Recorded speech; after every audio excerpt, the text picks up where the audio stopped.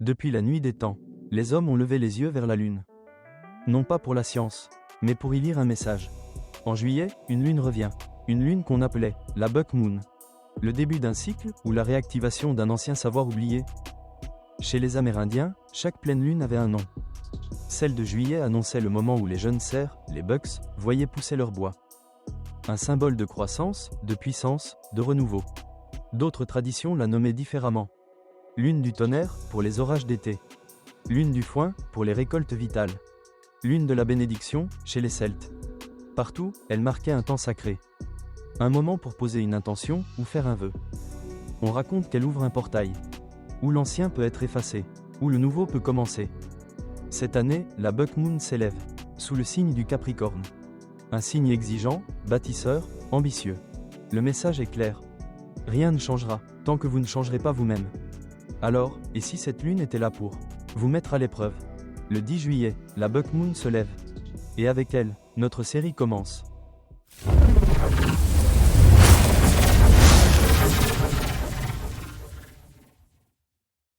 Bienvenue aux frontières de l'inexplicable. Et si la Lune n'était pas qu'un simple satellite? Et si elle gardait en elle la mémoire de l'humanité? La science nous dit qu'elle s'est formée il y a plus de 4 milliards d'années, probablement après une collision cataclysmique entre la Terre et une planète de la taille de Mars. Mais bien avant que les télescopes ne percent les cieux, les anciens regardaient la Lune avec respect. Et parfois, avec crainte. Le nom Buck Moon provient d'une tradition amérindienne. En juillet, les jeunes cerfs, les bucks, commencent à faire pousser leur bois. Une image de croissance, de force, de transformation. Chez les peuples Lakota, Algonquins ou Cherokee, chaque pleine lune avait un nom symbolique. Un repère pour les saisons, la chasse, les semences, la vie.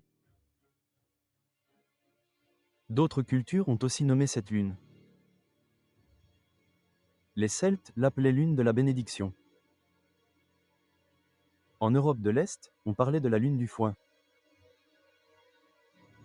En Inde, elle coïncide parfois avec Guru Purnima, une fête spirituelle d'hommage au maître.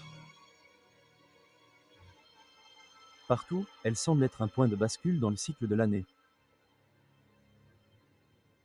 Astronomiquement, la Buck Moon n'est pas différente d'une autre pleine lune. Elle est simplement pleine à ce moment du calendrier. Mais cette année, elle survient dans le signe du Capricorne. Et pour les astrologues, cela a un sens. Le Capricorne symbolise l'effort, la discipline, la volonté de bâtir sur des bases solides. Certains y voient un appel à structurer sa vie, à sortir de la confusion, à incarner sa propre puissance.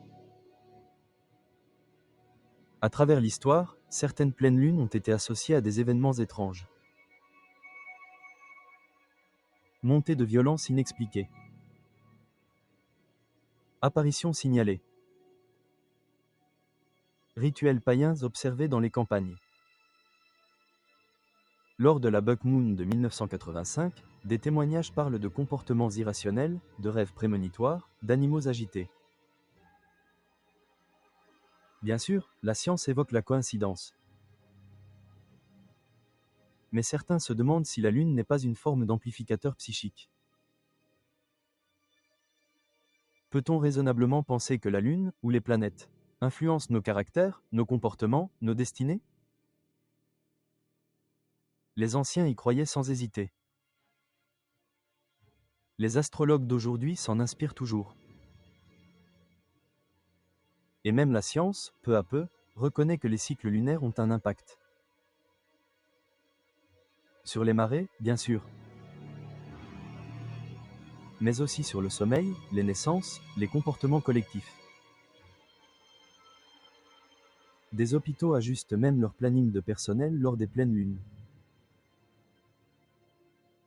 Alors, coïncidence ou résonance? Ce soir, la Buck Moon s'élève. Peut-être n'est-elle qu'une belle lumière dans le ciel. Peut-être Est-elle bien plus que cela? Une mémoire des anciens. Un rendez-vous secret. Une clé invisible pour traverser le seuil du quotidien. Alors ce soir, levez les yeux. Et observez-la. Non pas comme un simple satellite, mais comme un miroir de votre propre transformation. Car tout ce que vous croyez voir n'est peut-être qu'une porte vers l'inexpliqué. À très bientôt.